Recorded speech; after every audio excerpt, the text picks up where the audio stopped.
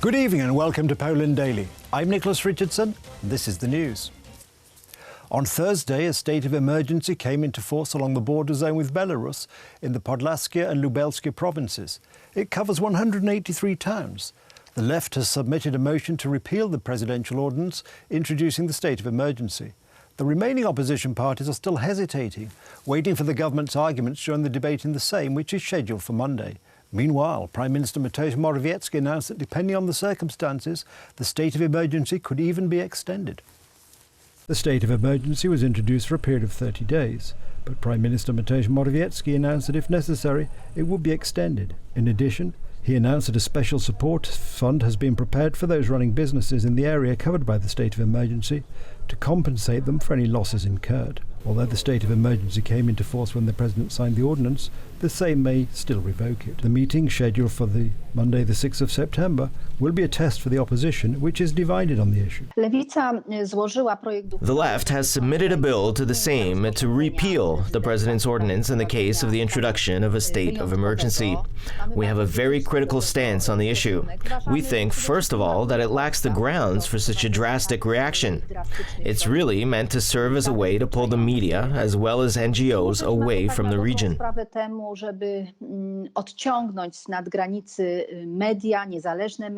The state of emergency was introduced in response to the growing numbers of illegal border crossings and numerous provocations by the regime of Alexander Lukashenko. He has, inter alia, enabled the border guards officers to perform their work effectively.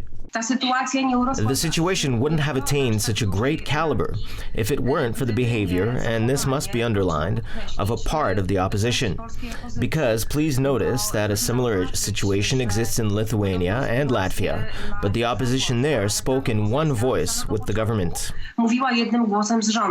Another argument for the introduction of a state of emergency was the irresponsible behaviour of opposition deputies, believes the journalist Dr. Krzysztof Karnkowski.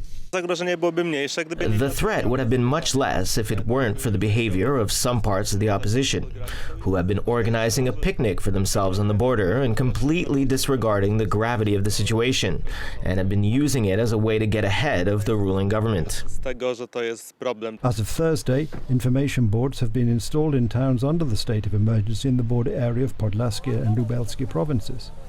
As the border guard has announced, the first applications for permission to enter the area covered by the state of emergency have already started to arrive. Everyone has been complying with the regulations that have been introduced. We're getting a lot of calls from residents as well as others asking if they can enter the regions inside the emergency zones, and we're processing their applications for entry on a timely basis. A group of immigrants who want to get to Poland has been wandering on the Belarusian side of the border for 3 weeks. In addition, there are several dozen attempts to illegally cross the border every day. According to the government, immigrants are brought to the border by the Belarusian state services, and the action is a hybrid war. The migrant situation is not the only thing affecting the eastern frontier of Poland. There is a significant military exercise called Zapad, planned in the area by the Russian and Belarusian militaries. Jens Stoltenberg, NATO's Secretary General, has weighed in on the issue. NATO's Secretary General called on Russia on Friday to be open about its Zapad 2021 military exercises and troop numbers involved as alarm grows in Poland, the Baltics and Ukraine about Moscow's true intentions. Previous Zapad or West exercises along the border that Russia shares with NATO have been on a vast scale, according to Allied officials who say Moscow has habitually underreported their size despite international rules. The message is that Russia should behave in a predictable and transparent way. The main phase of the exercises is due to start on the 10th of September. The Zapad manoeuvres, which follow a Russian military build-up on Ukraine's borders this year, heighten the risk of an accident or miscalculation that could touch off a crisis, NATO officials have said. And what we have seen before is that the numbers of troops participating in the exercise significantly exceeds the announced numbers. Stoltenberg said, urging Moscow to meet its obligations under the Vienna document, an international agreement governing military exercises in Europe. According to a tally by NATO Review, an Allied magazine, Russia deployed between 60,000 and 70,000 troops in Zapad 2017, but only declared 12,700 personnel. Russia, which will join forces with Belarusian troops, say that it is within its rights to exercise on its territory and is clear about the numbers involved. Belarus's defence ministry said in August that the exercises will be held at training grounds in both Russia and Belarus and will be based on a scenario where the two countries are under attack. The reality is that since the end of the Cold War, Russia has never opened an exercise for mandatory OSCE observation because they always under-report the numbers participating in military exercises to get under the threshold. Western experts believe the large-scale operations using drones, missiles and new weapons allow Russia to practice for an all-out war with the United States and Europe. NATO says it is a defensive alliance and is not looking for any conflict.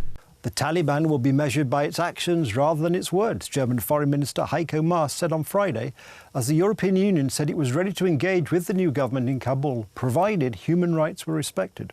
Speaking to reporters on the sidelines of a meeting of the EU foreign ministers in Slovenia, Maas said that the composition of the new government would be an initial signal for the European Union, and it would depend on the Taliban whether Western countries would unfreeze access to development aid, which is different from unconditional humanitarian aid. From now on, the External Action Service will have to work a lot because we have been tasked by the Council on coordinating the contacts with the Taliban, with the new government in Afghanistan, including with a joint EU presence in Kabul, coordinated by the External Action Service, if the security conditions allow for it. EU High Representative Josep Borrell echoed Maas's comments, saying that certain conditions needed to be met before a financial relationship with the Taliban could be established. And we are ready to help on the conditions. Our engagement is a condition-based engagement, not for humanitarian help.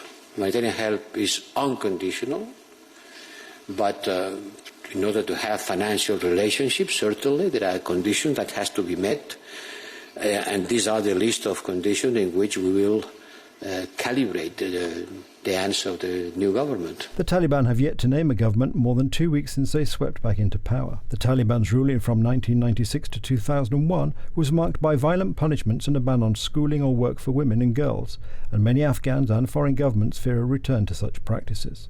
The militants say they have changed, but have yet to spell out the rules they will enforce. Aid agencies have said Afghanistan is facing a humanitarian catastrophe amid an economic crisis brought on by the conflict, a drought, and the COVID-19 pandemic. Some 18 million Afghans, roughly half the population, are already in need of humanitarian help, according to EU experts. Hurricane Ida swept through the United States and caused staggering damage all over the south and even the northeast. United States President Joe Biden toured neighborhoods in hurricane-hit Louisiana on Friday and promised residents that the authorities are doing all they can to restore power after widespread outages. The fifth most powerful hurricane to strike the United States came ashore in southern Louisiana on Sunday, knocking out power for more than 1 million customers and water for another 600,000 people, creating miserable conditions for the afflicted, who are also enduring suffocating heat and humidity. Biden made the comments while visiting La Place, a small community about 35 miles west of New Orleans that was devastated by flooding, downed trees and other storm damage. I know you all are frustrated about how long it takes to restore power. It's dangerous work. 25,000 linemen from around the country have come here to Louisiana to help. Crews from 32 different states are helping. And 2 of them lost their lives in the process of trying to get power back up. And we're working 24/7 with the energy companies who we met with the heads of today, and we're going to deploy even more federal resources, including hundreds of generators, and there's more to come to restore power as fast as we possibly can. And folks, Hurricane Ida is another reminder that we need to be prepared for the next hurricane, and superstorms are going to come, and they're going to come more frequently and more ferociously.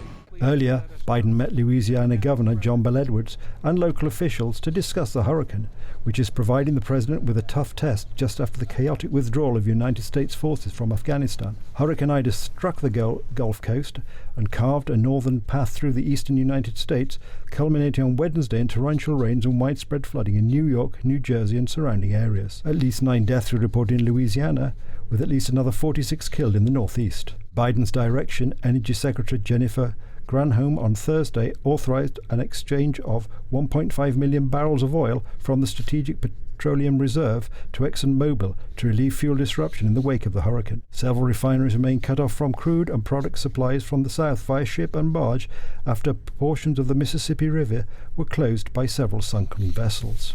He was scheduled to take an aerial tour of hard-hit communities including Lafitte, Grand Isle, Port Fourchon and Lafourche Parish before meeting local leaders in Guyana, Louisiana, the White House said. Ida struck the Gulf Coast Sunday as a Category 4 storm and marched northward through the eastern United States, culminating in high-intensity rains and fast-rising floods in Pennsylvania, New Jersey, Connecticut and New York. That's the news. Thank you for watching. Stay with us for the weather, Poland Daily Business and more programmes. But from me, it's have a good night and a better tomorrow.